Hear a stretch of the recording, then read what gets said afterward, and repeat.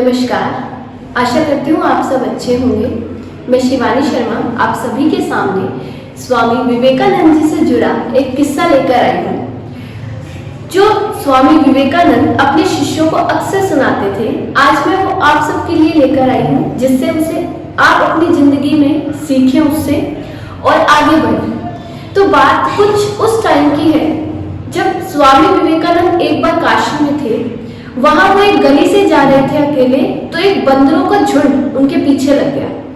उस बंदरों के झुंड ने स्वामी विवेकानंद को इतना परेशान कर दिया कि उनका सामान छीन लिया, कपड़े चिनौट लिए, उनको खरोंचे मारने लग गए, उनके बाल नोच दिए। तो स्वामी विवेकानंद बहुत डर गए।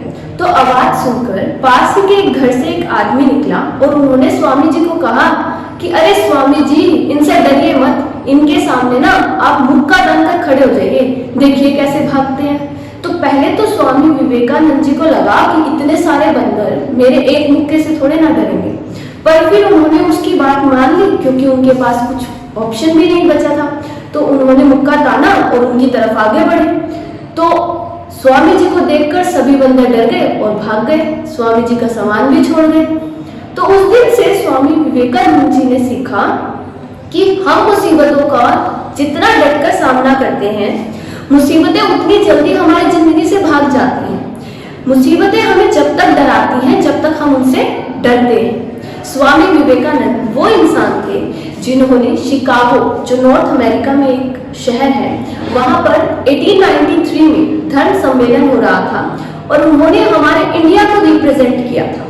उन्होंने हमारे इंडिया का नाम उस टाइम पे वहां पे रोशन किया था जब हमारा देश खुद गुलाम था अंग्रेजों का। स्वामी विवेकानंद जी के ही जन्मदिन के उपलक्ष्य में हम भारत में 12 जनवरी को नेशनल यूथ डे सेलिब्रेट करते हैं। स्वामी विवेकानंद जी का ये मानना था कि अगर हमें किसी देश को सुधारना है तो हमें उसके युवाओं को सुधारना चाहिए, उन पर काम करना चाहिए, और अगर किसी देश का पतन करना है तो हमें उनके युवाओं को बिगाड़ देना चाहिए, उस देश का पतन खुद हो जाएगा। तो आशा करती हूँ कि स्वामी विवेकानंद जी की इस जीवन के किस्से को आप भी अपने जीवन में उतारेंगे और मुसीबतों का डटकर सामना करेंगे।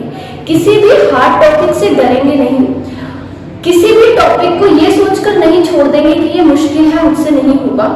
आप उस टॉपिक को 2 से 3 बार करेंगे तो वो टॉपिक आपके लिए बहुत आसान हो जाएगा।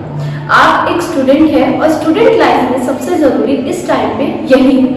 Thank you.